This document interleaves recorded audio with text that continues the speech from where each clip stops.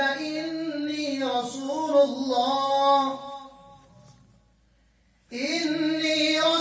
الله إليكم مصدقا لما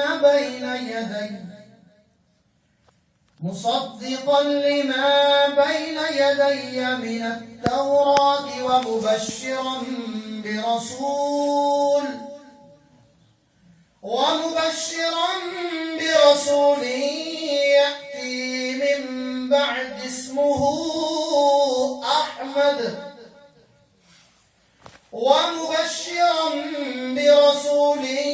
يأتي من بعد اسمه أحمد فلما جاءهم بالبينات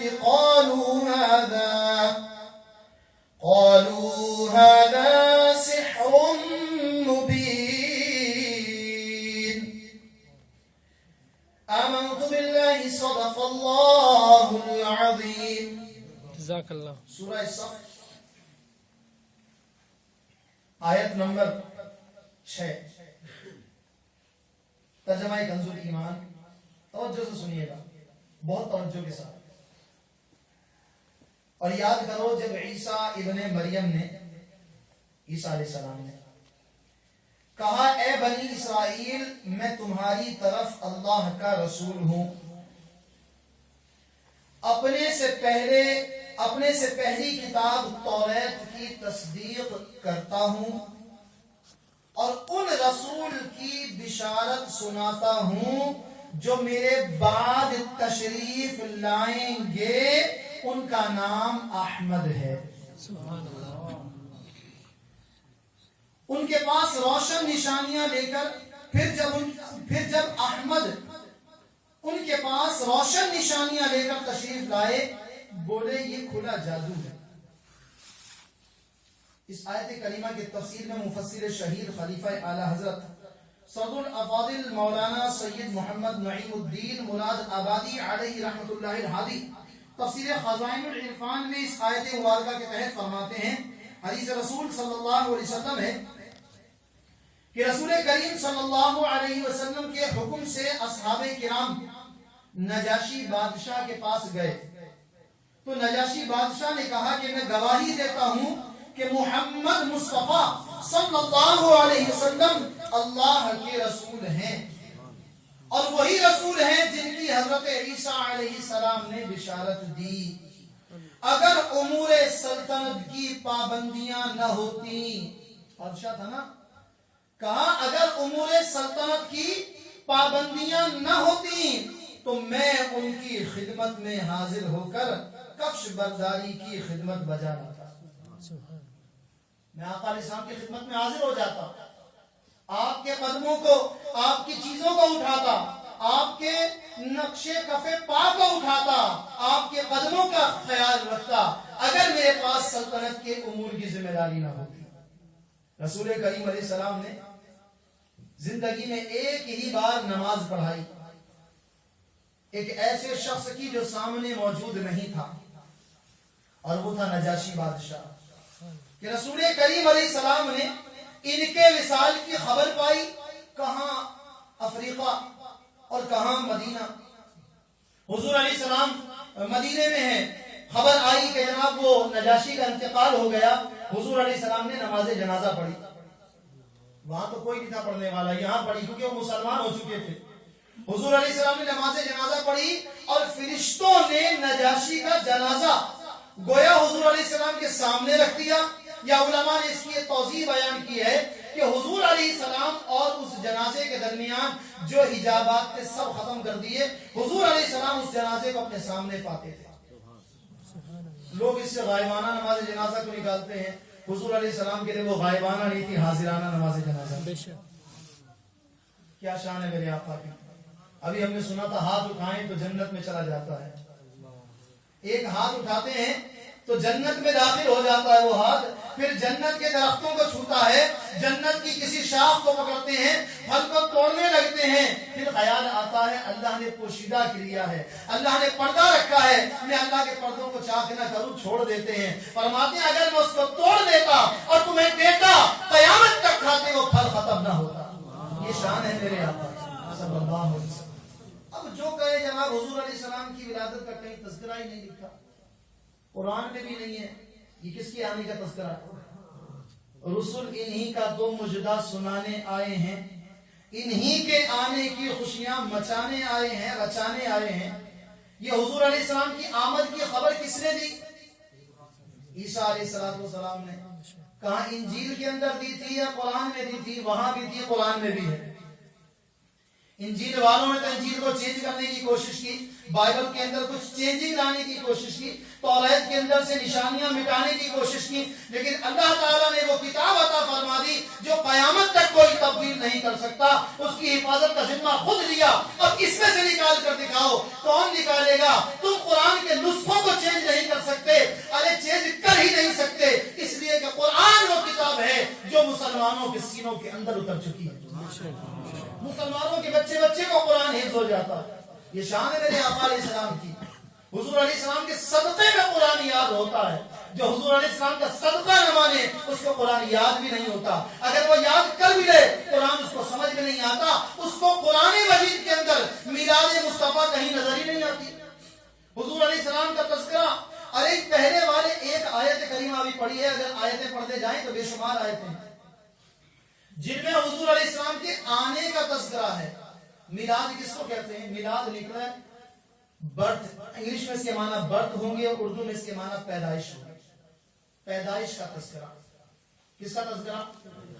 हम जो मिलाद का दिन मनाते हैं, मिलाद का दिन क्या है? हुजूर अलैहिस्सलातु वस्सलाम की विलादत का तज़किरा करना, बस इतनी सी बात है। अब इस तज़किरा करने के अंदर जो जो जायज उमूर है वो जायज है, और जो नाजायज है वो नाजायज है। अरसा गुजर गया, हम चाहते तो ये है कि शान मुस्तफा अलैहिस्सलातु वस्सलाम बयान हो, सारे मुसलमान मिलकर बस आका की शान बयान करते रहे।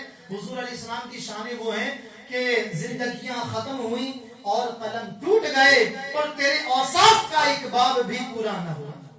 जिंदगियां खत्म हुई और कलम टूट गए, तेरे औसाफ का एक बाब भी पूरा न हुआ। हुजूर अलैहिस्सलाम का अगर एक वस्फ ले लिया जाए, आका अलैहिस्सलाम की बीनी मुबारक, अगर इस पर कोई लिखने जाए, जिंदगियां खत्म हो जाएंगी, कलम टूट जाएंगे। शान मुस्तफा अलैहिस्सलातु वस्सलाम जो बीनी मुबारक, आपकी बसर मुबारक की शान है, उसको कोई बयान नहीं कर सकता। जिंदगी नहीं, जिंदगियां खत्म हो जाएंगी, कलम टूट जाएंगे। इसलिए कि अगर समंदरों को सियाही बनाया जाए, दरख्तों को कलम बनाया जाए, तब भी शान बारी ताला बयान नहीं हो सकती। और उलमा ने बयान किया, मुफस्सिरीन ने, यही आयत करीमा अल्लाह तबारक व तआला की शान भी बयान करती है। और अगर मखलूक को देखा जाए तो मखलूक में ज़ाते मुस्तफा अलैहिस्सलाम वो है कि अगर हुजूर अलैहिस्सलाम के सिफात लिखने जाएं तो जिंदगी क्या होगा? हुजूर अलैहिस्सलाम के अगर सिफात लिखने जाते हैं, कलम, दरख्तों को कलम बना लिया जाए, समंदर को सियाही बना लिया जाए, तो हुजूर अलैहिस्सलाम के सिफात खत्म नहीं होंगे। इतने से कलम के अंदर एक जनाब वो इतनी सी स्याही होती है, वो क्या कुछ लिख देता है। एक प्रिंटर को लिया जाए, वो प्रिंटर जब छापने लगता है तो हजारों पेजेस छाप कर रख देता है, उसकी इंक खत्म नहीं होती। तो जिंदगियां खत्म हो जाएं, कलम टूट जाएं, मगर जिंदगियां खत्म हुई और कलम टूट गए, पर तेरे औसाफ का एक बाब भी पूरा ना हुआ। मगर क्या करें, हर जगह कोई ना कोई ऐसा होता है, जब शान रिसालत पर हमला होता है तो जवाब हमले के अंदाज में दिया जाता है। अगर दोस्ताना अंदाज पर गुफ्तगू की जाए तो जवाब दोस्ताना अंदाज में होता है, जारिहाना अंदाज होगा तो जवाब जारिहाना होगा। और अगर कोई शान मुस्तफा पर हमला करेगा तो फिर ना अपने घर की फिक्र करेंगे, ना घर बार की फिक्र करेंगे, ना बच्चों की फिक्र करेंगे, ना बीवी के बेवा होने की फिक्र करेंगे, ना बच्चों के यतीम होने की फिक्र करेंगे। शान मुस्तफा अलैहिस्सलातु वस्सलाम की हिफाजत के लिए सब कुछ कुर्बान करने के लिए निकलकर खानकाहों से अदा करना होगी रस्म शब्बीर। इंशाअल्लाह। गुलाम है रसूल के गुलाम है, गुलाम ये रसूल में मौत भी कबूल है, जो हो न इश्क मुस्तफा तो जिंदगी फजूल है। فرمائیں. بظاہر کہلانے والے مسلمان ایک چیز سے ہی تکلیف ہوتی ہے, صرف ایک چیز. جب شان مصطفیٰ بیان ہوتی ہے اسی سے تکلیف ہوتی ہے. اللہ بندہ غور تو کرے آخر اندر مرض کیا ہے. یہ کون سا مرض ہے جو کسی وقت نہیں جاگتا؟ یہ کون سا جذبہ ہے اگر ہمارے ملک کے اندر کوئی فنکشن ہو یہ جذبہ نہیں جاگتا؟ ہم ملک کی آزادی کا جشن منائیں یہ جذبہ نہیں جاگتا. ہم سالگرہیں منائیں, سالگرہ کی تقریب کا دعوت نامہ آئے, ہم اس کو دھڑام سے نہیں کہتے اوئے حرام ہے یہ سالگرہ کا دعوت نامہ مجھے کیوں پیش کیا, حرام ہے سالگرہ منانا. نہیں, اس کو کوئی جذبہ بیدار نہیں ہوتا. میں یاد رکھیں, میں یہ نہیں کہوں گا سالگرہ منانا حرام ہے, ہمارا یہ عقیدہ نہیں ہے. ہر چیز کی ایک لاجک ہوتی ہے, طریقہ ہوتا ہے. اب سالگرہ کا دعوت نامہ ہے, کوئی نہیں کہے گا یہ حرام ہے. شادی کا فنکشن کا دعوت نامہ آتا, کوئی اس کو ریپلائی نہیں دیتا کہ جناب یہ فنکشن کے اندر کیا ہوگا. بولے کہ برانڈیڈ چیزیں آ رہی ہیں. اچھا وہ بھی آئیں گے, وہ بھی آئیں گے, وہ بھی آئیں گے. پورے گروپس بلوائے ہم نے اعلیٰ قسم کے, جو جناب وہ پوش علاقے کے اندر یہ سب کچھ ہوگا. اور جناب وہ ایسی پارٹی ہوگی کہ آپ نے زندگی میں دیکھی نہیں ہوگی. ایسی پارٹی کوئی نہیں کہے گا کہ حرام. اپنے چچا زاد بھائی کو کہے تیری شادی میں یہ کیا ہو رہا ہے, حرام ہو رہا ہے بھائی, کیوں کر رہا ہے ایسے. نہیں, اس کو کوئی ایسے موقعوں پر یہ جذبہ غائب, بیدار بالکل غائب ہو جاتا ہے. کسی نے کیا خوب کہا, جو بچہ ہو پیدا تو خوشیاں منائیں, مٹھائی بٹے خوب لڈو بھی آئیں. جو بچہ ہو پیدا تو خوشیاں منائیں, مٹھائی بٹے خوب لڈو بھی آئیں. محمد کا جب یوم میلاد آئے تو بدعت کے فتوے انہیں یاد آئے. سارے فتوے پہلے کہاں چلے گئے تھے بھائی؟ یہ بدعت کہنے والے کہاں سو رہے تھے؟ یہ منگنی کرنا کون سی حدیث سے ثابت ہے؟ شادی کی تقریب کرنا, سنیے گا, شادی کی تقریب کرنا کون سے قرآن سے ثابت ہے, کون سی حدیث سے ثابت ہے؟ شادی کے اندر لڑکی والوں کا لڑکے والوں کو کھانا کھلانا کون سی حدیث سے ثابت ہے؟ شادی کی تقریب کے اندر یا جب شادی کی جاتی ہے, ارینجمنٹ ہوتی ہے, تو لڑکے والوں کا لڑکی والوں سے مطالبہ کرنا, جہیز میں یہ بھی چاہیے, یہ بھی چاہیے, یہ بھی چاہیے. یہ بھیک مانگنا کون سی حدیث سے ثابت ہے؟ جہیز میں یہ بھی چاہیے, یہ بھی چاہیے, یہ بھی چاہیے, یہ بھی ہوگا, یہ بھی ہوگا, یہ بھی ہوگا. جناب مہندی کی تقریب کرنا کون سی حدیث سے ثابت ہے؟ کیوں ہم مہندی کے خلاف جہاد نہیں کرتے؟ سارے کے ساری توپوں کا رخ رسول کریم صلی اللہ علیہ وسلم کی جو لوگ شانیں بلند کرتے ہیں ان کی طرف توپوں کا رخ کیا ہوا کہ یہ حرام ہے, یہی حرام ہے, یہی حرام ہے. اپنے پیدائش کا دن آئے تو کوئی بات نہیں, چلتا ہے. شادی کی بھی اینیورسری چلتی ہے, بچے کی بھی سالگرہ ہوتی ہے, پہلا بچہ ہے, اللہ نے پہلا بیٹا دیا ہے, بڑے سالوں کے بعد خوشی آئی ہے, جناب یوں بھی ہوگا اور وہ بھی ہوگا. کیوں بول جاتے ہیں؟ پتہ چلا اصل مرض کچھ اور ہے, مرض کچھ اور ہے, اس کا علاج بھی کچھ اور ہے. یہ ان لوگوں کی بات ہے جن کے بارے میں قرآن فرماتا ہے عُتُلٍّ بَعْدَ ذَلِكَ زَنِيمٍ. 9 باتیں ارشاد فرمائی تھی قرآن نے, 9 نشانیاں بیان کی تھی گستاخ رسول کی. اس میں آخری نشانی یہ تھی کہ یہ ہے بھی حرام کا, نطفہ حرام ہے. وہ رسول کریم صلی اللہ علیہ وسلم کی شان میں گستاخیاں کرتا تھا, کسی سے دشمنی نہیں تھی, حضور علیہ السلام کے پیچھے پڑا رہتا تھا, حضور علیہ السلام کو برا بھلا کہتا, جہاں جاتے پیچھے پڑ جاتا, آپ صلی اللہ علیہ وسلم کی شان میں گستاخیاں کرتا تھا. تو قرآن مجید فرقان حمید نے اس کو کھول کر رکھ دیا کہ تو اب آ تیری حقیقت کیا ہے. بھوکوں کو کھانا نہیں دیتا, یہ نہیں کرتا, وہ نہیں کرتا, وہ نہیں کرتا. آخر میں ارشاد فرمایا عُتُلٍّ بَعْدَ ذَلِكَ زَنِيمٍ, یہ ہے بھی حرام کی پیداوار. جب اس نے یہ سنا, جانتا تھا کہ رسول کریم صلی اللہ علیہ وسلم صادق بھی ہیں, امین بھی ہیں. صادق ایسے کہ کبھی انہوں نے جھوٹ نہیں بولا, امین ایسے کہ مکے سے ہجرت کر کے مدینے جا رہے ہیں. خیر یہ بات کا واقعہ ہے. امین ایسے کہ مکے سے ہجرت کر کے مدینے جا رہے تھے, جان کی فکر نہیں کی. حضرت علی کرم اللہ تعالی وجہہ الکریم کو اپنے بستر پر سلایا اور کہا, فرمایا کہ لوگوں کی امانتیں پہنچا کر پھر پیچھے آ جانا. امانتوں کی اتنی فکر, ایسے امین. تو یہ جھوٹ کیسے بولے کہ فوراً گیا اپنی ماں کے پاس جا کر پوچھنے لگا کہ محمد نے کہا ہے کہ میں حرامی ہوں, تو میری ماں تو سچ بتا, معاملہ کیا ہے؟ اس کی ماں نے کہا, ہاں بیٹا بات یہی ہے کہ تیرا باپ تو نامرد تھا, میں جنگل میں گئی تو وہاں یہ معاملہ ہو گیا.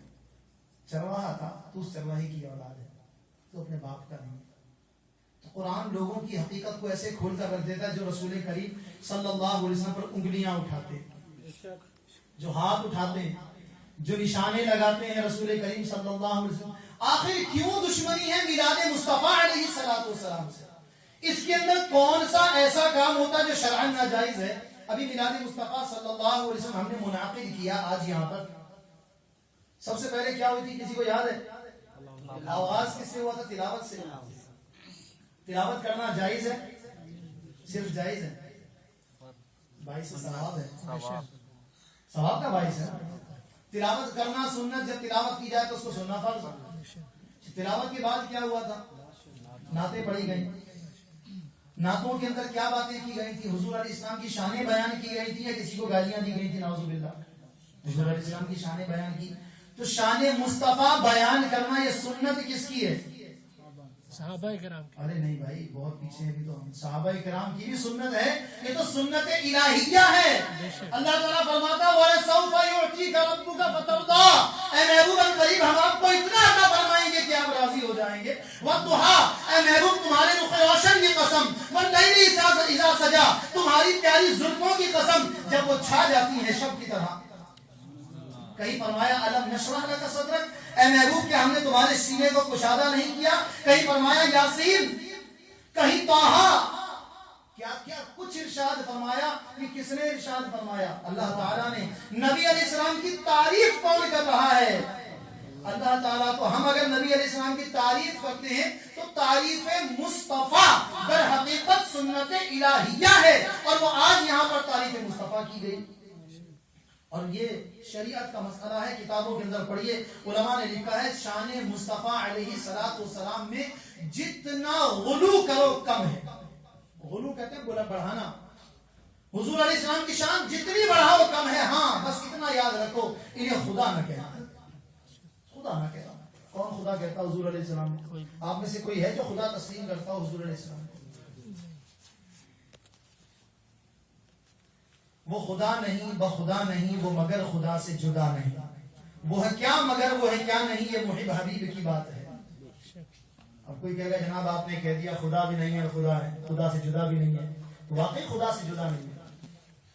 وہ کیا ہیں یہ میں اور آپ کیا سمجھیں گے؟ حضور علیہ السلام نے فرمایا میری حقیقت کو میرے رب کے سوا کوئی نہ جان سکا.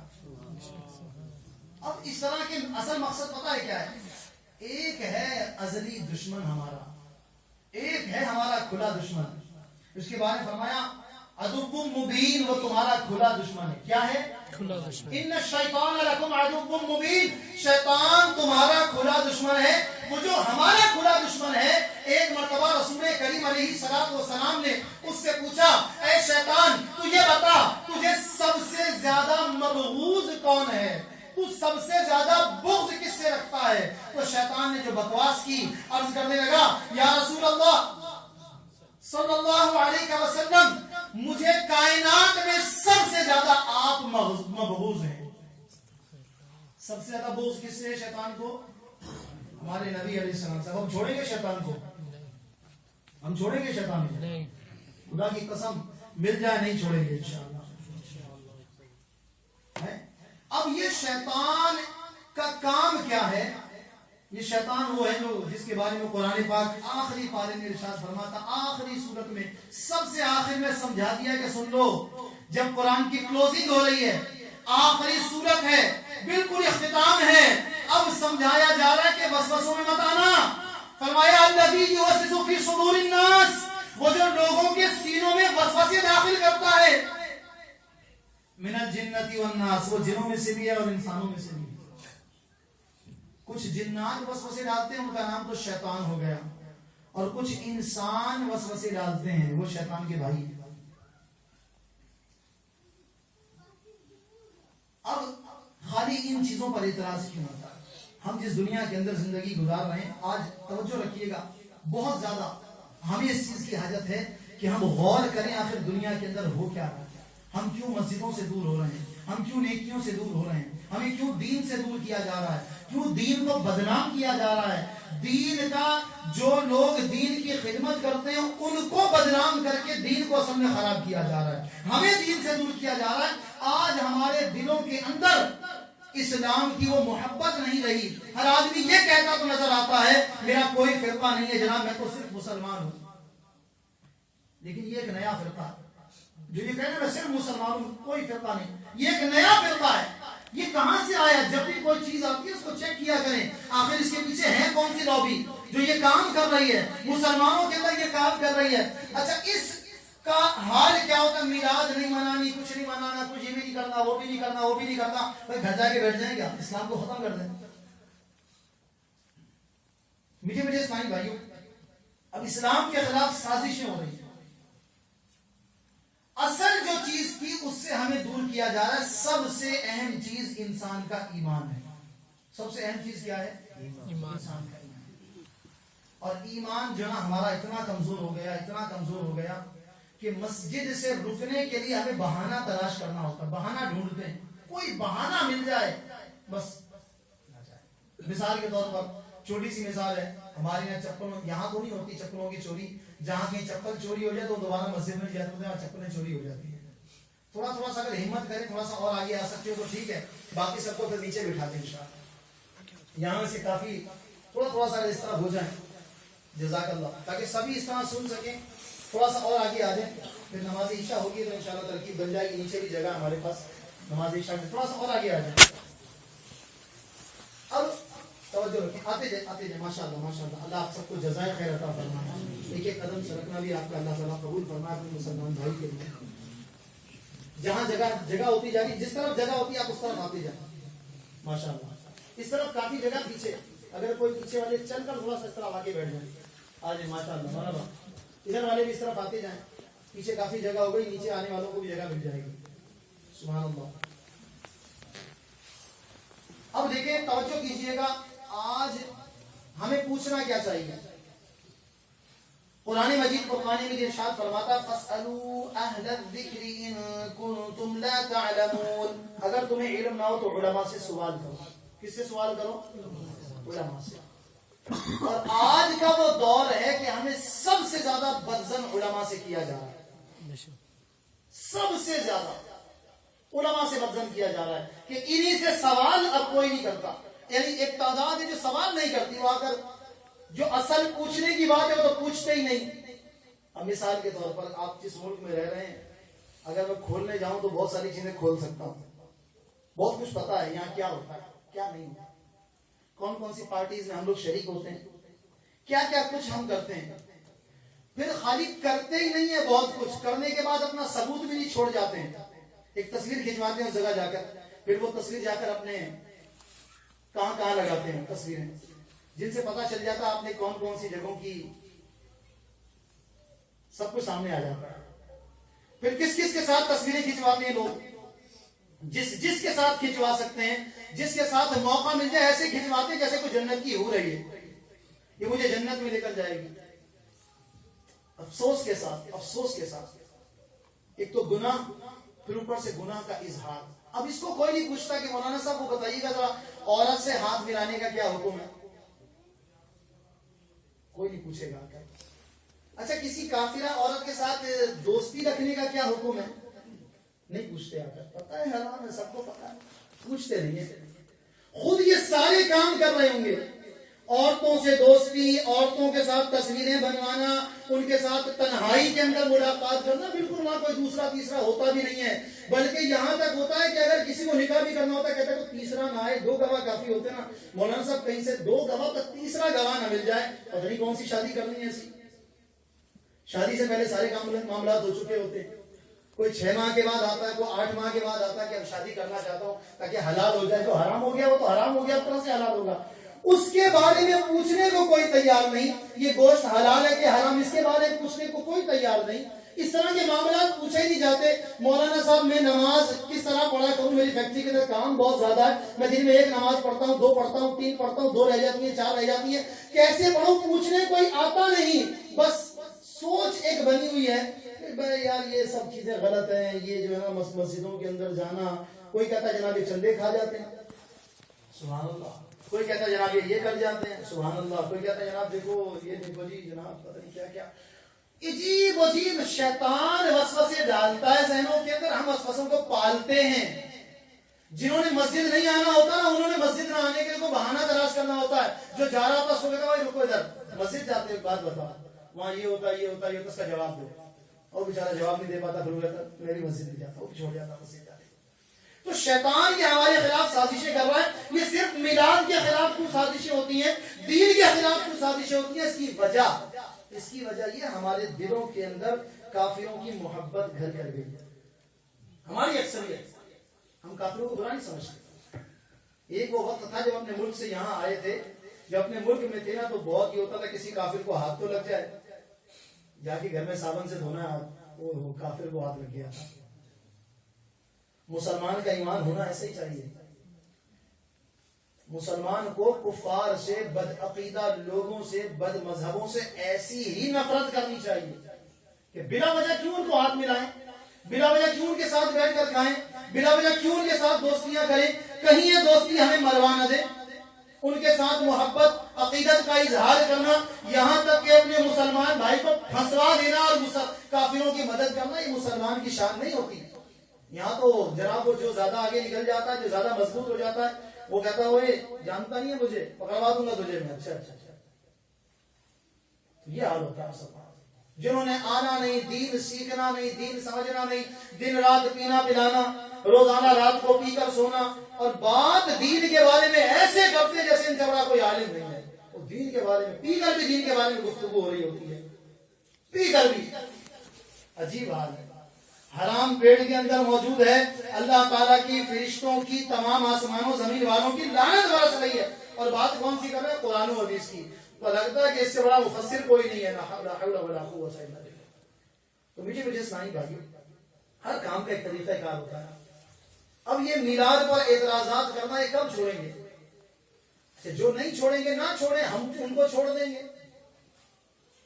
جو میلاد پر اعتراض کرتا ہمیں تو پسند ہی نہیں ہے. وہ چاہے وہ کتنا گورا ہو، چاہے وہ کتنا لمبا ہو، چاہے وہ کتنا بڑا علم والا ہو، چاہے وہ کتنے بڑے منصب والا ہو، کیسا بھی ہو، کتنا بڑا عالم ہو، کتنا بڑا جاہل ہو، کتنا بڑا دنیا دار ہو، کتنا بڑا دیندار ہو، اگر اس کو رسول کریم علیہ السلام کی میلاد سمجھ میں نہیں آتی، اسے حضور علیہ السلام کی شانیں سمجھ میں نہیں آتی، تو ہمیں وہ ایسا آدمی سمجھ میں نہیں آتا. باہر میں جائے، باہر کہتے ہیں آگ کو چولہے کو، باہر میں جائے ایسا شخص، ہمیں اس سے دوستی نہیں رکھنی. اس لیے کہ المرء علی دین خلیلہ، انسان اپنے دوست کے دین پر ہوتا ہے. بس انسان کو چاہیے کہ دیکھ لے کہ اس کو دوست بنا رہا ہے. اگر ہمارا کوئی ایسا دوست ہے جو جناب نیک کاموں پر اعتراض کرتا ہے، علماء پر اعتراض کرتا ہے، مولوی صاحبان پر اعتراض کرتا ہے، مساجد کے سسٹم پر اعتراض کرتا ہے، دین کے نظام پر اعتراض کرتا ہے، کہتے ہیں جاہل مولوی، ان کو کیا پتا انہوں نے کون سی انگلش پڑھی، ان کو کون سی یونیورسٹی کے اندر جا کے پڑھا، ان کو کیا پتا. تو اصل تعلیم یاد رکھیں دین کی ہے. یہ دنیا کی تعلیم یہ ایک ٹائم تک ہے. آپ کے پاس جتنی بڑی بھی ڈگری ہو، جب تک آپ کے ہاتھوں اور پیروں کے اندر جان ہے، آپ کی ڈگری آپ کو کام آئے گی. جس دن آپ کی زبان بند ہو جائے، لقوہ ہو جائے، فالج ہو جائے، آپ کی زبان بیکار ہو جائے، کوئی آپ کو پوچھے گا بھی نہیں، کوئی آپ کو مہینے کے 5,000 بھی دینے کو تیار نہ ہوگا. لیکن دین کی تعلیم یہ قبر میں بھی کام آئے گی، حشر میں بھی کام آئے گی. اس لیے دین کو سیکھیں، دین کو سیکھیں اور پہچانیں کون ہمارا ہے اور کون ہمارا نہیں ہے. جو رسول کریم صلی اللہ علیہ وسلم کا ہے اس سے ہمیں محبت ہے، اور جو رسول کریم صلی اللہ علیہ وسلم کا نہیں ہے، جو حضور علیہ السلام کا نام تو لیتا ہے، قرآن کا نام تو لیتا ہے، حدیثوں کا نام تو لیتا ہے، ہمیں وہ سمجھ میں نہیں آتا. آئیے قرآن مجید فرقان حمید سے دوبارہ پوچھتے ہیں، رسول کریم علیہ السلام کی میلاد کا تذکرہ پھر قرآن میں کہاں آ گیا؟ ایک اور مقام پر. وہ نبی ہیں جن کے بارے میں کہا جاتا ہے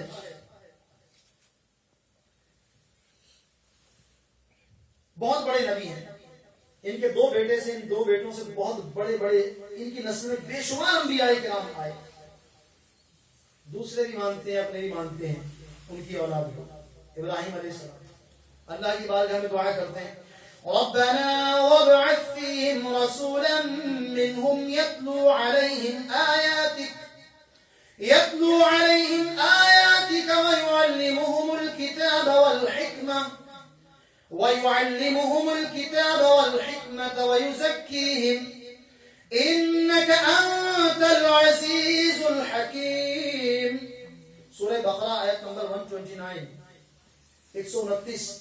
ترجمہ کنزُ الایمان. اے رب ہمارے بھیج ان میں، اے رب ہمارے اور بھیج ان میں ایک رسول انہی میں سے کہ ان پر تیری آیتیں تلاوت فرمائے اور انہیں تیری کتاب اور پختہ علم سکھائے اور انہیں خوب ستھرا فرما دے، بے شک تو ہی غالب حکمت والا ہے. ابراہیم علیہ السلام نے حضور علیہ السلام کے آنے کے لیے، آتے کیسے بچے؟ کوئی شخص دنیا میں کیسے آتا ہے؟ اوپر سے نیچے سیدھا آ جاتا ہے یا پیدا ہوتا ہے؟ پیدا ہوتا ہے. تو حضور علیہ السلام کے پیدا ہونے کے لیے کس نے دعا کی؟ ابراہیم علیہ السلام نے. کیا ترجمہ سنیے. اور اے رب ہمارے اور بھیج ان میں ایک رسول انہی میں سے کہ ان پر تیری آیتیں تلاوت فرمائے اور انہیں تیری کتاب اور پختہ علم سکھائے اور انہیں خوب ستھرا فرما دے، بے شک تو ہی غالب حکمت والا ہے. مفسر شہیر حکیم الامت مفتی حضرت مولانا سید محمد نعیم الدین مراد آبادی رحمۃ اللہ علیہ اس آیت مبارکہ کے تحت لکھتے ہیں، مسئلہ سید عالم صلی اللہ علیہ وسلم نے اپنا میلاد شریف خود بیان فرمایا. اپنا میلاد شریف خود بیان فرمایا. امام بغوی نے ایک حدیث روایت کی کہ حضور علیہ السلام نے فرمایا، میں اللہ تعالیٰ کے نزدیک خاتم النبیین لکھا ہوا تھا، درا حال یہ کہ یعنی حالانکہ حضرت آدم علیہ السلام کے پتلے کا خمیر ہو رہا تھا. آدم علیہ السلام کا جسم بنانے کے لیے ابھی مٹی اور پانی کو جمع کیا جا رہا تھا، خمیر بنایا جا رہا تھا. میں اس وقت بھی نبی لکھا ہوا تھا. پھر فرمایا کہ میں تمہیں اپنے ابتدائی حال کی خبر دوں، میں دعائے ابراہیم ہوں، بشارت عیسیٰ ہوں. جو بھی ہم نے آیت کریمہ سنی، عیسیٰ علیہ السلام نے بشارت دی میرے بعد ایک نبی آنے والے، ان کا نام کیا ہوگا؟ احمد. اپنی والدہ کے اس خواب کی تعبیر ہوں جو انہوں نے میری ولادت کے وقت دیکھا اور ان کے لیے ایک نور ساطع ظاہر ہوا جس سے ملک شام کے ایوان اور قصور یعنی محلات ان کے لیے روشن ہو گئے. سیدہ آمینہ رضی اللہ عنہا کی حدیث آپ فرماتی ہیں کہ میں نے دیکھا کہ جبریل امین علیہ السلام 3 جھنڈے لے کر آئے ہیں، ایک مشرق میں گاڑا، ایک مغرب میں، ایک کعبے کی چھت پر، اور محمد مصطفیٰ صلی اللہ علیہ وسلم کی ولادت ہو گئی. اور آپ فرماتی ہیں کہ ولادت مصطفیٰ علیہ السلام کے وقت اتنا نور پھیل گیا کہ اس نور کی وجہ سے میں نے قیصر و کسریٰ کے محلات کو مکے میں رہتے ہوئے دیکھ لیا. سبحان اللہ. ولادت مصطفیٰ علیہ السلام کا تذکرہ کہاں ہے؟ حدیثوں میں. اس حدیث میں دعائے ابراہیم سے یہی دعا مراد ہے جو اس آیت میں مذکور ہے. اللہ تعالیٰ نے یہ دعا قبول فرمائی اور آخر زمانے میں حضور سید عالم صلی اللہ علیہ وآلہ وسلم کو مبعوث فرمایا. مبارک ہو حبیب رب اکبر آنے والا ہے. ابھی چند دن باقی ہے ولادت مصطفیٰ علیہ السلام کا وہ دن آنے میں. مبارک ہو حبیب رب اکبر آنے والا ہے. مبارک انبیاء کا جلد افسر آنے والا ہے. اندھیروں میں برکتے پھرنے والوں کو مبارک ہو، تمہیں حق سے ملانے جلد رہبر آنے والا ہے. مبارک بد نصیبوں کو مبارک ہو، غریبوں کو جہاں میں بے بسوں کا سایہ بستر آنے والا ہے. گناہگاروں نہ گھبراؤ، گناہگاروں نہ گھبراؤ، سیاہ کاروں نہ غم کھاؤ. سنو مژدہ شفیع روز محشر آنے والا ہے. لیے پرچم اتر آئے ہیں جبریل آج، لیے پرچم اتر آئے ہیں جبریل آسمان سے آج. جہاں میں آمنہ بی بی کا دلبر آنے والا ہے. کرو گھر گھر چراغاں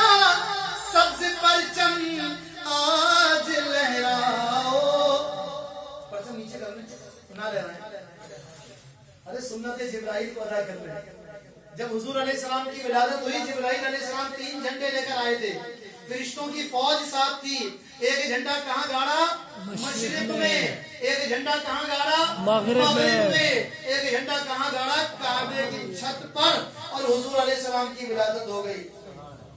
کرو گھر گھر چراغاں سبز پرچم آج لہراؤ مچھو مرحبا کی دھوم دل پر آنے والا ہے. اگر نہ آج جھومو گے تو پھر کب جھومو گے دیوانوں. تو چل جاؤ تمہارا آج یاور آنے والا ہے. تراوت کیوں نہ ہو حاصل میرے قلب و جگر کو آج جہاں میں بحر رحمت کا شناور آنے والا ہے. اور کیا شان ہے؟ جو ہے سردار عالم کے سبھی سجدہ گزاروں کا. جتنے بھی سجدہ گزار دنیا میں ہیں سب کے سردار کون ہیں؟ حضور علیہ السلام. جو ہے سردار عالم کے سبھی سجدہ گزاروں کا.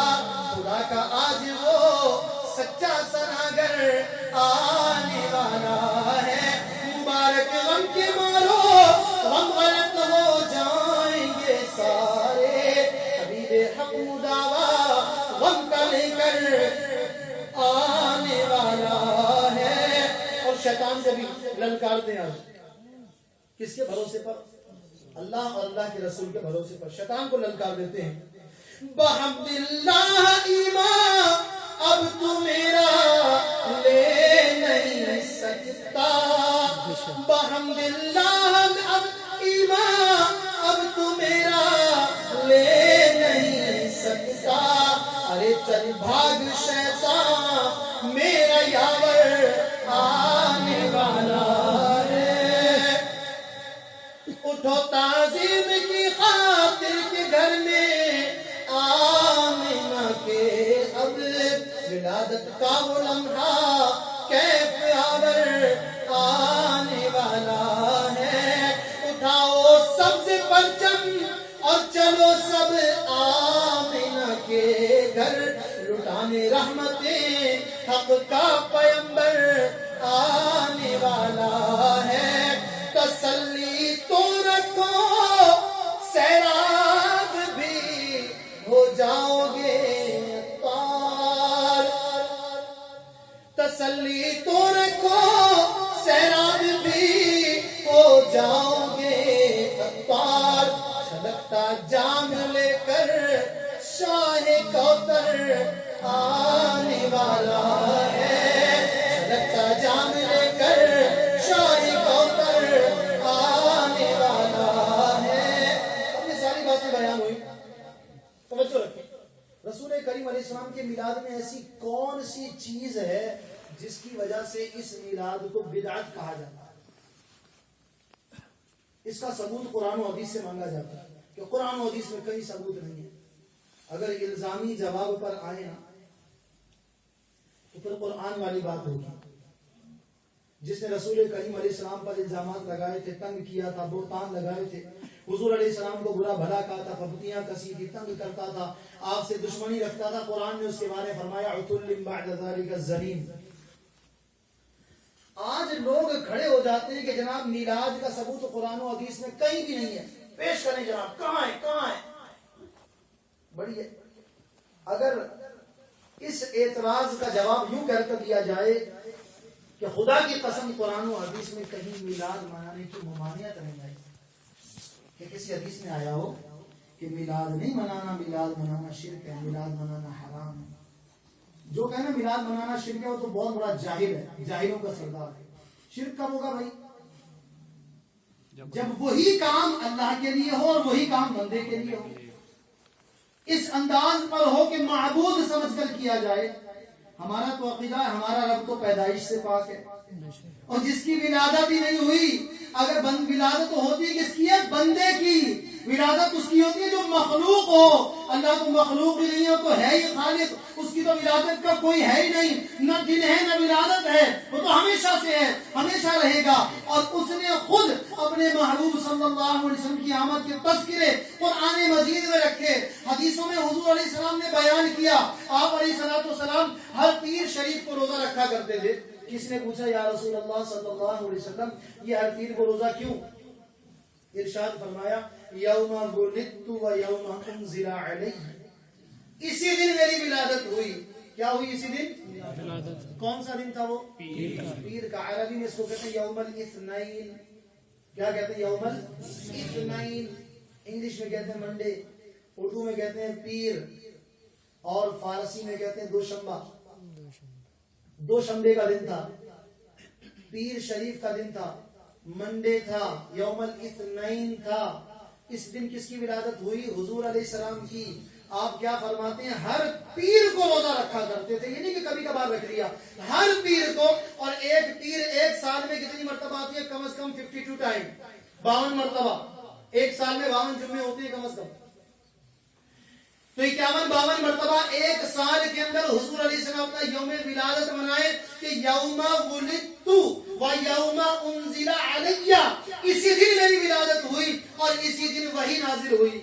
ابھی تو ہم وحی کا دن نہیں مناتے ہیں۔ اگر ہر سال وحی کا دن بھی منانے لگے کہ کس دن جناب وہ 5 آیتیں نازل ہوئی تھی، اقرأ باسم ربک الذی خلق، تو نیا فتویٰ آ جائے گا یہ کہاں سے؟ یہ نیا دن منانا شروع کر دیا۔ اور جشن نزول قرآن سارے مناتے ہیں۔ قرآن آیا کون لے کر؟ حضور علیہ السلام۔ جو قرآن لائے اس کا دن منانا منع ہے، اور جو جس کے اوپر قرآن آیا اس قرآن کا دن مناتے کہ جشن نزول قرآن منا رہے جناب، آج شبینہ ہوگا، اعلان ہوگا، اعلان کر کے شبینہ کرتے ہیں۔ اعلان کرنا شبینے کے لیے کیا ہے؟ اگر کسی کو نہیں پتا تو سن لیں کیا ہے۔ نفل نماز کے لیے اعلان کرنا مکروہ ہے، لیکن اب علماء نے اس کا فتویٰ دیا کہ اگر نفل نماز کے لیے مسلمان جمع ہو جاتے، مسلمانوں کے عمل میں کمزوری آ گئی، تو اب فتویٰ ہے کہ اب اس پر کراہت کا حکم نہیں آئے گا، اب اعلان کرنا بھی جائز ہے۔ جناب ساتھ و تسبیح ہوگی، شبینہ ہوگا، اعلان کرے کوئی حرج نہیں، لیکن پہلے کیا حکم تھا؟ اور جو حضور علیہ السلام کی میلاد کو نعوذ باللہ حرام کہتے ہیں، بدعت کہتے ہیں، مسجد سے روٹیاں بھی کھاتے ہیں۔ کس حدیث میں موجود ہے کہ جناب قرآن پڑھانے پر تنخواہ لی جائے؟ کس قرآن کی آیت میں موجود ہے؟ قرآن پاک تو فرماتا ہے کہ اللہ تعالیٰ کی آیتوں کو بہت سستا نہ بیچو، کم داموں پر نہ بیچو۔ وَلَا تَشْتَرُوا بِآيَاتِ اللَّهِ ثَمَنًا قَلِيلًا۔ کس جگہ لکھا ہے کہ قرآن پاک کو بیچنا جائز ہے؟ قرآن پڑھاؤ اس کے پیسے لو۔ پتا چلا کہ بعد میں علماء نے اس کی اجازت دی، تو جس کی اجازت پہلے نہیں تھی بعد میں ضرورت کی وجہ سے دی گئی، تو قرآن کی اجازت پر کوئی نہیں کہتا کہ جناب ہم جو تنخواہیں لیتے ہیں یہ حرام ہے، جو شیخ الحدیث صاحب حدیث پڑھانے کی تنخواہ لیتے ہیں یہ حرام ہے، جو مسجد کے امام صاحب تنخواہ لیتے ہیں وہ حرام ہے۔ مذہب صحیح پر، ہم کتب فقہ کے اندر لکھا ہے، مذہب صحیح پر امامت کی اجرت، قرآن پڑھانے کی اجرت، دین سکھانے کی اجرت حرام ہے۔ لیکن وجہ کیا ہوئی؟ جب دیکھا کہ اگر یہ کام کیا جائے، اگر اس پر اجرت نہ دی جائے، سب اپنے اپنے کاموں پر چلے جائیں، امام صاحب بھی کوئی کام کریں، مدرس صاحب بھی کون کام کریں، تو پڑھائے گا کون؟ پھر طے یہ ہوا کہ جناب اس انداز پر اجرت دی جائے کہ وقت خرید لیا جائے۔ آپ کے جناب 8 گھنٹے ہمیں دے دیں، ہم جو چاہیں کام لیں، اب اس کام میں تدریس کروائیں، امامت کروائیں، جو چاہیں کروائیں، تو اب یہ کام حلال ہو گئے۔ لیکن یہ ساری باتیں بھول کر جو بچہ ہو پیدا تو خوشیاں منائیں، مٹھائی بٹے خوب لڈو بھی آئیں، محمد کا جب یوم میلاد آئے تو بدعت کے فتوے انہیں یاد آئے۔ پتہ چلا جس کو یہ ساری باتیں یاد آتی ہیں اس کے اندر کچھ ہے، شیطانی کوئی نہ کوئی اثرات موجود ہیں۔ رسول کریم صلی اللہ علیہ وسلم سے محبت کا تقاضا یہ ہے کہ کافروں کی محبت کو دلوں سے نکال دیں، یہ کافروں کے ساتھ اٹھنا بیٹھنا، کافروں کے ساتھ سارے معاملات کرنا، ان کی طرف دوستیوں کے ہاتھ بڑھانا اور علماء کو برا سمجھنا، کفار کے فنکشن میں بغیر بلائے بھاگ بھاگ کر پہنچ جانا، چھٹیاں کر کے پہنچ جانا، اور مساجد کا دعوت نامہ لے کر گھر گھر جاتے ہیں، دروازے پر جاتے ہیں، پھر فون بھی کرتے ہیں، پھر میسیجز بھی کرتے ہیں، آ جاؤ مسجد میں، اللہ کا گھر بلاتا ہے، اللہ کا گھر ملان ہے، یہاں جمعے میں نمازی کم ہو گئے، یہاں اجتماع میں لوگ نہیں آتے، تعداد کم ہوتی چلی جا رہی ہے، اتنے مسلمان ہیں، جب عید کا دن آتا ہے تو اتنے مسلمان ہوتے ہیں کہ ایک جماعت میں پورے نہیں ہوتے، دو دو تین تین جماعتیں کرانی پڑتی ہیں. لیکن عام دنوں میں حالت یہ ہوتی ہے کہ اگر آپ مسجد کی حالت آ کر دیکھیں پتہ چلے گا کتنے نمازی ہیں. چلو عام دن میں مصروف تھے, سیٹرڈے کو کیا مصروفیت تھی, سنڈے کو کیا مصروفیت تھی. اے مسلمانوں, اللہ کے گھر سے دور ہوتے جا رہے ہو, تمہارے پاس چرچوں میں جانے کے لیے ٹائم ہے. میں آپ سے مخاطب ہو کے نہیں کہہ رہا, جو جاتے ہیں ان سے اگر وہ یہاں موجود ہیں وہ بھی توجہ کے ساتھ سنیں, جو یہاں موجود نہیں ہے وہ بھی سنیں. چرچوں میں جانے کے لیے ٹائم ہے, آپ کے پاس سوشل ورک کے لیے ٹائم ہے, مختلف گیدرنگز جو ہوتی ہیں, جناب یہ پیس کانفرنس ہو رہی ہے, جناب یہ امن کی کانفرنس ہو رہی ہے, ہم تو مل جل کر بیٹھتے ہیں, ہم سوچتے ہیں امن کیسے قائم ہو. ارے امن قائم ہوگا اسلام پر عمل کرنے سے. امن ایسے قائم نہیں ہوگا کہ عورتوں کے ہاتھ میں ہاتھ دو گے, فتنہ کھڑا ہوگا. عورت کو حضور علیہ السلام نے فتنہ قرار دیا ہے. بیوی کے علاوہ, محرم کے علاوہ نامحرم عورت سے ہاتھ ملانا, اس کے ساتھ اٹھنا بیٹھنا, اس کے ساتھ خلوت, اس کے ساتھ تنہائی, یہ تو فتنہ ہے. انما اموالکم واولادکم فتنہ, مال تمہارا فتنہ, اولاد تمہاری فتنہ. اگر مال کو اللہ کی راہ میں خرچ نہیں کیا یہ مال فتنہ, مال کے حقوق ادا کرنے نہیں آئے یہ مال فتنہ. اگر اولاد کی صحیح تربیت نہیں کی, قرآن و حدیث ان کو نہیں سکھایا, دین نہیں سکھایا, یہ اولاد فتنہ. ایسا دین سکھایا کہ یہ مرنے کے بعد تمہارے لیے فاتحہ پڑھنے کو تیار نہ ہو, تو اب یہ اولاد تمہارے لیے فتنہ. اولاد تو ایسی ہونی چاہیے نا, ہر کوئی چاہتا ہے کہ میرے بعد جناب میری اولاد میرے لیے کم از کم دعا تو کرے. دعا کرنا ناجائز تو نہیں ہے نا, سب جائز سمجھتے ہیں نا. ایسے سب جائز سمجھتے ہیں نا, مرنے کے بعد دعا کی جائے. والذین جاءوا من بعدهم یقولون ربنا اغفر لنا ولاخواننا الذین سبقونا بالایمان, وہ لوگ جو ان کے بعد آئے, والذین جاءوا, وہ لوگ جو ان کے بعد آئے, یقولون, کہتے ہیں, ربنا اغفر لنا, اے اللہ ہماری مغفرت فرما دے, ولاخواننا الذین, اور ہمارے ان بھائیوں کی مغفرت فرما دے, سبقونا بالایمان, جو ہم پر ایمان میں سبقت لے گئے. قرآن سے جائز ہے مرنے والوں کے لیے دعا کرنا, قرآن میں مذکور ہے. لیکن آج ایسی تعلیم دی جا رہی کہ مر گیا بھائی اب کوئی نہ قرآن خوانی کرنا نہ کچھ کرنا. اگر یہ ساری تعلیم ہم نے اپنی اولاد کو ایسے اسکولوں میں داخل کرا دیا, ایسے مدرسوں میں داخل کرا دیا, ایسے لوگوں کے لیکچر سنوائے جو لوگ یہ تعلیم دیتے ہیں کہ مرنے کے بعد فاتحہ بھی نہیں کی جا سکتی, مرنے کے بعد کچھ نہیں کیا جا سکتا, تو پھر دیکھ رہے ہماری اولاد ہمارے لیے فتنہ نہیں ہوگی تو کیا ہوگی.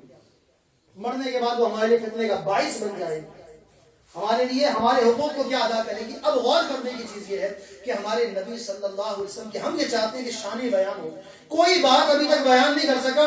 ایک رسول کریم صلی اللہ علیہ وسلم کی شان میں کتاب میرے ہاتھ میں موجود ہے, معجزات اسے بھری پڑی ہے. حضور علیہ السلام کے معجزات اگر بیان کرنے جائیں, معجزات ہی معجزات ہیں اس کے اندر, ابھی تک بیان نہیں کر سکا. وجہ کیا ہے؟ وجہ یہ ہے کہ حالات جنگ ہیں اس وقت, جو نا وہ ملک کے اندر کے حالات کے بجائے اس وقت ہمیں بارڈروں پر توجہ کی حاجت ہے. کون سے بارڈر پر؟ اسلام کے بارڈر پر. جناب جگہ جگہ سے حملے باہر سے ہو رہے ہیں, اندر سے بھی ہو رہے ہیں, باہر سے بھی ہو رہے ہیں. ہم رسول کریم علیہ السلام کی شانیں بیان کرتے, ہوتا تو یہ تھا کہ رسول کریم صلی اللہ علیہ وسلم کے اصحاب بیٹھ جاتے اور شان مصطفیٰ بیان کرتے. کوئی یوں کہتا, وَأَحْسَنُ مِنْكَ لَمْ تَرَ قَطُّ عَيْنِي وَأَجْمَلُ مِنْكَ لَمْ تَلِدِ النِّسَاءُ خُلِقْتَ مُبَرَّأً مِنْ كُلِّ عَيْبٍ كَأَنَّكَ قَدْ خُلِقْتَ كَمَا تَشَاءُ. کوئی کچھ شان بیان کرتا, کوئی کچھ شان بیان کرتا. یہ شانیں بیان کر کے خوش ہوتے تھے. اور آج اگر نعتیں پڑھی جاتی ہیں تو بعض کو تکلیف ہوتی ہے, تو سارا معاملہ یہ کہ کریں تو کیا کریں. ہم مسلمانوں کو دین سکھائیں, نمازیں پڑھنی نہیں آتی, روزے رکھنے نہیں آتے, عبادت کرنی نہیں آتی, اعتراض کرنا آتا. سب سے آسان کام دنیا کا اعتراض کرنا. جو اعتراض کرتا اس سے پوچھ تو نہیں نماز کے فرائض کتنے, وہ تو پتہ نہیں. ایسے ایسے اہم مسائل جن کی وجہ سے زندگی بھر کی نمازیں بعض اوقات خراب ہو رہی ہیں, کسی کو احساس نہیں. امام کس کو بنانا چاہیے؟ جس کو چاہے. وہ کوئی نہیں, آپ آ جائیں, کوئی بھی نہیں, آپ آ جائیں, آپ نماز پڑھا دیں. جمعے کی نماز, یہ جمعے کی نماز ایسے مذاق بنا رکھا ہے ہم نے کہ جو چاہے کھڑا ہو کر جمعہ پڑھانا شروع کر دیں. اس کو قرات آتی ہے کہ نہیں؟ نماز کے لیے دیکھا 4 آدمی جمع ہوئے, قرآن پڑھنا آتا ہے نہیں آتا, اس کو پاکی ناپاکی کے مسائل پتہ ہے نہیں پتا, جس کو چاہے چلو جی نماز پڑھا دو. اب حقیقت یہ ہے, میں حقیقت آپ کو بیان کروں, کئی مرتبہ سنا وہ جو نمازیں پڑھاتے ہیں نا ان کو سنا دو, تحیات کو سناؤ تو وہ تحیات تو جلدی جلدی پڑھتے ہیں تو آتی ہے, آرام آرام سے پڑھتے ہیں بھول جاتی ہے. اتحیات اللہ ایسے پڑھنی آتی ہے, جو پڑھیں اتحیات نہیں آ رہی, یاد نہیں آ رہی, تحیات نہیں آتی. نماز کے فرائض کتنے وہ بھی نہیں پتا, وضو کے فرائض کی اتنی بڑی ذمہ داری اپنے گلے پر لی کیوں پھر تم نے؟ امامت کے مسئلے پر کھڑے کیوں ہو گئے بھائی؟ امامت کرنے نہیں آتی کیوں کھڑے ہو گئے؟ قیامت کے دن مؤذن اماموں کی گردنیں جو نا اتنی زیادہ بھاری ہوگی، اتنی زیادہ بھاری ہوں گی کہ نمازوں کے بوجھ سے ان کی گردنیں جھکی ہوئی ہوں گی۔ صلو علی الحبیب۔ میرے آقا صلی اللہ علیہ وسلم کی ایک جو شانی سن لیتے ہیں، شانی تو بے شمار ہے، شانی بھی بیان کر دیتے ہیں انشاءاللہ۔ صلو علی الحبیب صلی اللہ تعالی علیہ۔ لیکن بات وہی ہے، زندگیاں ختم ہوئیں اور قلم ٹوٹ گئے، پر تیرے اوصاف کا ایک باب بھی پورا نہ ہوا۔ لوگ کہتے ہیں حضور علیہ الصلوۃ والسلام کو اختیار نہیں ہے، جناب وہ تو ہماری طرح بشر تھے۔ اختیار سنیں حضور علیہ السلام کا، ہمارے بڑے سے بڑے شیخ الحدیث کو بھی ایسا اختیار نہیں ہے، بڑے سے بڑے مفسر قرآن کو بھی ایسا اختیار نہیں ہے، بڑے سے بڑے مجدد کو بھی ایسا اختیار نہیں ہے، بڑے سے بڑے علامہ فہامہ ڈاکٹر پروفیسر کسی کو ایسا اختیار نہیں ہے کہ وہ کسی کی نمازیں معاف کر دے۔ میرے آقا صلی اللہ علیہ وسلم کی شان یہ ہے، حدیث مبارکہ حدثنا محمد بن جعفر حدثنا شعبة عن قتادة عن نصر بن عاصم عن رجل منهم رضي الله تعالى عنه أنه أتى النبي صلى الله عليه وسلم فأسلم على أنه لا يصلي إلا صلاتين فقبل ذلك منه۔ یہ حدیث مبارکہ مسند امام احمد بن حنبل کی ہے کہ رسول کریم صلی اللہ علیہ وسلم کی خدمت میں ایک شخص حاضر ہوا اور اس نے عرض کی کہ وہ اس شرط پر اسلام لائے گا کہ صرف 2 نمازیں پڑھے گا۔ کس شرط پر اسلام لائے گا؟ اس شرط پر اسلام لائے گا کہ صرف 2 نمازیں پڑھا کروں گا۔ نبی صلی اللہ علیہ وسلم نے قبول فرما لیا۔ مجھے اور آپ کو اختیار نہیں ہے، ہمارے پاس کوئی آئے کہ مسلمان ہوتا ہوں لیکن دیکھو میں شراب پیتا رہوں گا، تم کہاں ٹھیک ہے پیتے رہنا، آہستہ آہستہ چھوڑ دینا، ہمیں اختیار نہیں ہے، ہم کہہ ہی نہیں سکتے، ہمارے پاس پاور۔ اگر ہم نے کہا اب وہ جتنی پیے گا ہم بھی گناہگار ہوں گے۔ جیسے بعض نادان ہوتے ہیں وہ کہتے ہیں آہستہ آہستہ شادی کر لی ہے، نکاح بھی ہو گیا، آہستہ آہستہ بیوی کو مسلمان کر رہا ہوں۔ کون سی مسلمان کر رہے ہو بھائی؟ حرام کو کہاں سے حلال کرنے آ گئے؟ پہلے جب ہے ہی حرام تو تمہارے لیے حلال کیسے ہو گئی؟ جب حرام تھی تو اس سے نکاح کیسے ہو گیا تمہارا؟ نہیں وہ تو کتاب ہے نا، یوں ہے تو وہ ہے، ہمیں سمجھانے کی کوشش کرتے ہیں، ہمیں گھمانے کی کوشش کرتے ہیں۔ تو ہوتا کیا ہے، شادی بھی کر لی، بچے بھی ہو گئے، ابھی تک کیا ہوا؟ وہ آہستہ آہستہ اسلام کے پاس لا رہا ہوں۔ کون سا اسلام ہے جو 4 سال ہو گئے ابھی تک آہستہ آہستہ کون سی گاڑی میں بٹھایا؟ پتا چلا بات یہ ہے کہ جس گاڑی میں بٹھایا اس کے اندر انجن ہی نہیں ہے، وہ چلتی نہیں ہے۔ یہ گاڑی کون ہے؟ عبادت ماں بدولت خود ہے، ان کو خود اسلام کا کچھ نہیں پتا، بیوی کو کیا بتائیں گے؟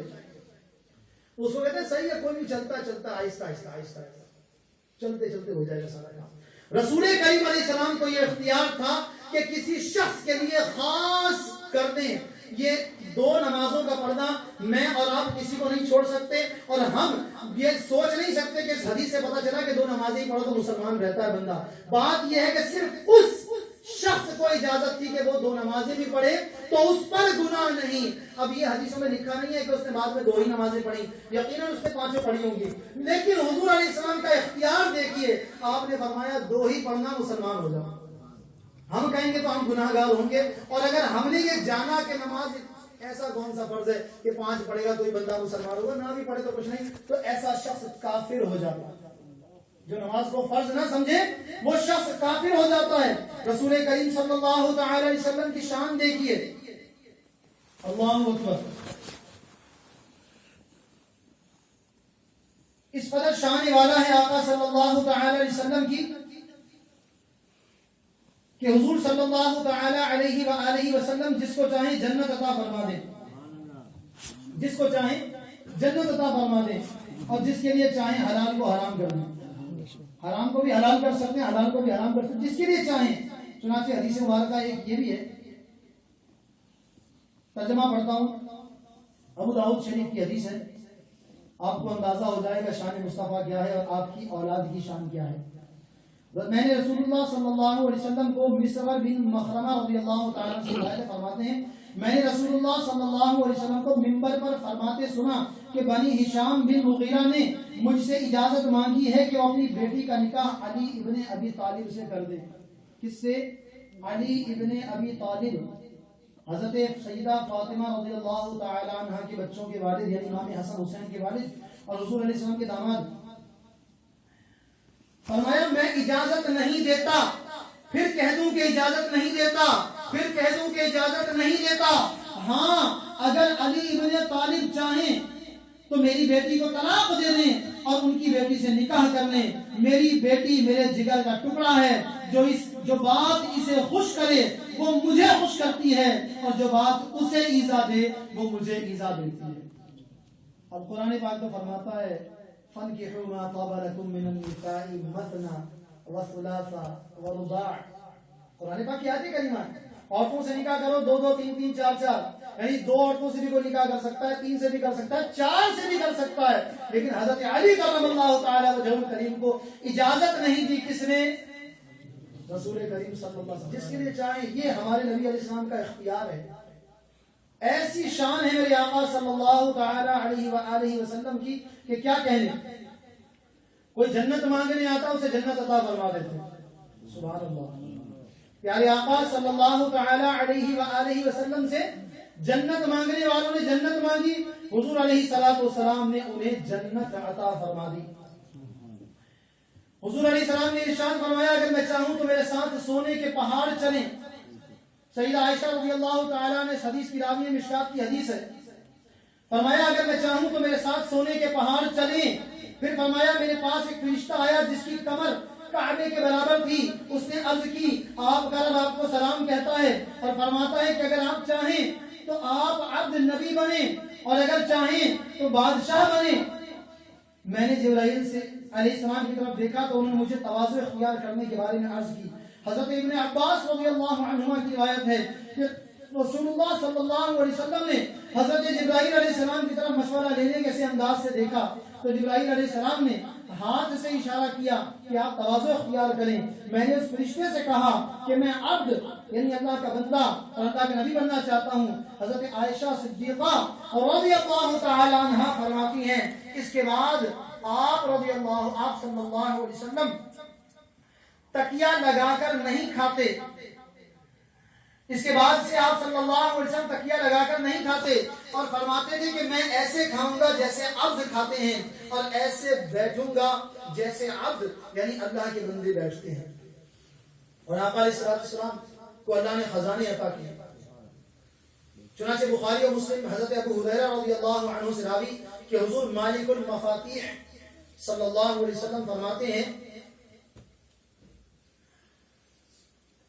میں سو رہا تھا کہ تمام خزائن زمین کی کنجیاں لائی گئیں اور میرے دونوں ہاتھوں میں رکھ دی گئیں۔ زمین کے تمام خزانوں کی کنجیاں لا کر میرے دونوں ہاتھوں میں رکھ دی گئیں۔ ایسے ہی بے شمار واقعات ہیں، بے شمار احادیث مبارکہ ہیں جن میں حضور علیہ السلام کی شان ہے۔ اعلیٰ حضرت رحمۃ اللہ علیہ فرماتے ہیں رسالت کل، امامت کل، سیادت کل، امارت کل، حکومت کل، ولایت کل خدا کے یہاں تمہارے لیے۔ رسول کریم صلی اللہ علیہ وسلم کی شان ہے۔ اللہ تعالیٰ نے یہ سعادت دے کہ ہم حضور علیہ السلام سے محبت کرنے والوں میں رہیں، حضور علیہ السلام کی شانیں بیان کریں، دنیا میں حضور علیہ السلام کو مرحبا کہیں گے اور انشاءاللہ قبر میں حال یہ ہوگا کہ قبر میں سرکار آئیں تو میں قدموں پر گروں، گر فرشتے بھی اٹھائیں تو میں ان سے یوں کہوں اب تو پائے ناز سے اے فرشتوں کیوں اٹھوں، مر کے پہنچا ہوں یہاں اس دل ربا کے واسطے۔ دل بھی ہے پیاسا، نظر بھی ہے پیاسی، ایسی بھی کیا ہے جانے کی جلدی، ٹھہرو ٹھہرو ذرا جانے عالم، ہم نے جی بھر کے دیکھا۔ تو جو دنیا میں مانتے ہیں وہی قبر کے اندر مانیں گے، وہی محشر میں مانیں گے۔ جو عقیدہ دنیا میں ہے، دنیا میں حضور علیہ السلام کو مددگار مانتے ہیں، قبر میں بھی حضور علیہ السلام مدد فرمائیں گے، محشر میں بھی مدد فرمائیں گے۔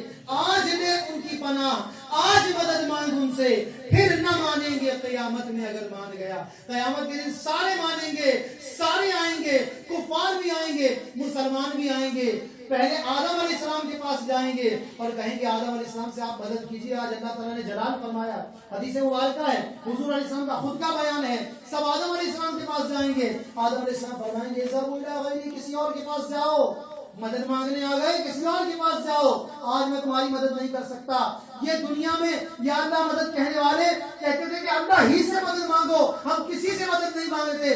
میدان محشر میں آدم علیہ السلام سے مدد مانگیں گے، آدم علیہ السلام منع کر دیں گے۔ نوح علیہ السلام کے پاس جائیں گے، نوح علیہ السلام فرمائیں گے اذهبوا الى غیری۔ ابراہیم علیہ السلام کے پاس جائیں گے، وہ کہیں گے اذهبوا الى غیری۔ جناب کسی اور نبی کے پاس جائیں گے، موسیٰ علیہ السلام کے پاس، وہ کہیں گے اذهبوا الى غیری۔ حضرت عیسیٰ علیہ السلام کے پاس آئیں گے, وہ کہیں گے اذهبوا الی غیری, آج کے دن کوئی نہیں, ایک ہیں محمد صلی اللہ علیہ وسلم, ان کے پاس جاؤ. تمام مخلوق مسلمان بھی ہوں گے, کفار بھی ہوں گے, خوش عقیدہ بھی ہوں گے, بد عقیدہ بھی ہوں گے, میلاد کو ماننے والے بھی ہوں گے, منانے والے بھی ہوں گے, میلاد کا انکار کرنے والے بھی ہوں گے. جائیں گے روتے ہوئے نبی علیہ السلام کے دربار میں اور کہیں گے کہ آج اللہ تعالیٰ نے وہ جلال فرمایا ہے, آج سے پہلے نہیں فرمایا تھا. آپ اللہ کی بارگاہ میں ہماری شفاعت کیجئے, باب شفاعت کھل جائے, جن کو جہنم میں بھیجا جائے. حساب و کتاب شروع تو ہو, اتنا عرصہ ہو گیا حساب و کتاب نہیں ہوتا, شدید گرمی ہے, سورج سوامین پر رہ کر آگ برسا رہا ہے, تانبے کی دہکتی زمین ہے, نہ حساب کتاب ہو رہا ہے نہ کچھ. اللہ تعالیٰ جلال پر ہے, کسی کی ہمت نہیں. حضور علیہ السلام یہ نہیں کہیں گے اذهبوا الی غیری, جاؤ اللہ کے پاس جاؤ, اللہ سے مدد مانگو. فرمائیں گے انا لہا, آج کے دن میں تمہاری اس کام کی مدد کروں گا. پھر آپ علیہ السلام سجدہ ریز ہو جائیں گے اور اللہ کی بارگاہ میں وہ حمد کریں گے جو نہ کسی نے سنی ہوگی, نہ کسی نے دیکھی ہوگی, نہ کسی کے خیال میں آئی ہوگی. جو کہتے ہیں حضور علیہ السلام کا علم, آپ تو بہت بڑے عالم نہ تھے, آپ تو امی تھے, نبی تھے, جناب ان پڑھ تھے. حضور علیہ السلام وہ حمد کریں گے جن کو اللہ نے سکھایا. وَعَلَّمَكَ مَا لَمْ تَكُنْ تَعْلَمْ, ہم نے آپ کو سکھا دیا جو کچھ آپ نہیں جانتے تھے. وہ حمد کریں گے جو نہ کسی کان نے سنی ہوگی. رب تعالیٰ فرمائے گا ارفع رأسك یا محمد, اے محمد صلی اللہ علیہ وسلم, اپنے سر مبارک کو اٹھائیے. آپ سوال کیجئے, آپ کا سوال پورا کیا جائے گا. آپ شفاعت کیجئے, آپ کی شفاعت قبول کی جائے گی. تو قیامت کے دن ساری مدد مانگیں گے, لیکن فائدہ ان کو ہوگا جو دنیا میں حضور علیہ السلام کو مددگار مانتے تھے. جو دنیا میں نہیں مانتے ان کو قیامت کے دن کوئی فائدہ نہیں ہوگا, ان کو جلدی جہنم میں بھیج دیا جائے گا. فقط اتنا سبب ہے انعقاد بزم محشر کا کہ ان کی شانی محبوبی دکھائی جانے والی ہے. اللہ تعالیٰ ہمیں عمل کی سعادت عطا فرمائے. حضور علیہ السلام کی ولادت کی خوب خوشیاں مناتے رہیں گے. اس کو منانے کا بڑا پیارا طریقہ مدنی چینل نے بھی ہمیں عطا کیا. روزانہ رات کو پاکستانی وقت کوریا کے وقت کے مطابق 12:30 بجے مدنی مذاکرہ شروع ہوتا ہے. امیر اہل سنت سوال جواب فرماتے ہیں اور میلاد شریف اور دیگر سوالوں کے جواب دیتے ہیں. اسی طرح مختلف سلسلے مسلسل کئی دن سے آ رہے ہیں مدنی چینل کے اوپر, آپ ان کو بھی دیکھیے. دعوت اسلامی کی ویب سائٹ پر بھی بہت ساری کتابیں میلاد شریف کے حوالے سے دیگر حوالہ جات سے موجود ہیں, مختلف زبانوں کے اندر الحمدللہ موجود ہیں. ان کا بھی مطالعہ کیجیے. ایک رسالہ ہے امیر اہل سنت کا صبح بہارا, اردو کے اندر ہے. اب یہی رسالہ رومن کے اندر بھی لکھا ہوا آ گیا ہے. یہی رسالہ انگلش میں بھی ٹرانسلیٹ ہو گیا ہے, کئی زبانوں میں ٹرانسلیٹ ہوا ہے. اسی طرح الحمدللہ یہی رسالہ صبح بہارا رشین لینگویج کے اندر بھی ٹرانسلیٹ ہو چکا ہے. یہاں مکتبۃ المدینہ پر نیچے موجود ہے, آپ بھی خرید فرمائیں. اور ہمارے وہ بھائی جو رشین زبان جانتے, جیسے ازبکستان والے یہ تقریباً رشین زبان جانتے ہیں, آپ اس رسالے کو حاصل کریں اور 12ویں شریف کی نسبت سے ہو سکے تو 12,000 کے لے لیں, ورنہ کم از کم 12 رسالے لیں. اور اس نیت سے کہ حضور علیہ السلام کی ولادت کی خوشی میں بھی کچھ تقسیم کروں گا, رسالے لے کر تقسیم کریں. ذہن میں یہ آتا لوگ رکھ دیں گے, لوگ یہ کریں گے, تو ہم کس کے ہاتھ میں دے رہے ہیں؟ مسلمان کے ہاتھ میں. کافروں کو دینے کا ہم نے آپ کو مشورہ نہیں دیا, مسلمان کو دیں, انشاءاللہ مسلمان حفاظت کرے گا. اگر وہ نہ کرے تو پھر اس کی ذمہ داری ہے. تو آپ یہاں سے اردو زبان کے اندر بھی رسالے موجود ہیں, بہت ساری کتابیں موجود ہیں. کوشش کریں آج حضور علیہ السلام کی ولادت کی خوشی میں آپ کچھ نہ کچھ رسائل خرید کر, اس میں میرا کوئی ذاتی نفع نہیں ہے یا یہاں جتنے بیٹھے ان میں سے کسی کا ذاتی نفع نہیں ہے. یہ دعوت اسلامی کا اشاعتی ادارہ ہے, مکتبۃ المدینہ خالص دینی ادارہ ہے. اس کا مقصد یہی ہے کہ لوگوں تک لٹریچر مفت تقسیم ہو. آپ کوشش کر سکتے ہیں دعوت اسلامی کی ویب سائٹ سے اپنے کمپیوٹر پہ, لیپ ٹاپ پر, اپنے پیڈز پر, اپنے ٹیبز کے اوپر, موبائلز پر اس کو ان کتابوں کو ڈاؤن لوڈ کر سکتے ہیں, پڑھ سکتے ہیں, دوسروں کو شیئر کر سکتے ہیں. اللہ تعالیٰ ہمیں اس معاملے بھی عمل کی سعادت عطا فرمائے. ولادت مصطفیٰ صلی اللہ علیہ وسلم کے اجتماعات کوریا کے اندر الحمدللہ ہوتے رہتے ہیں, اور دعوت اسلامی کو یہ اعزاز حاصل ہے کہ کوریا میں ہونے والے جلوس میلاد یہ اللہ کا فضل ہے, اللہ کا بہت بڑا فضل ہے کہ دعوت اسلامی کو جلوس میلاد کی سعادت ملی ہے.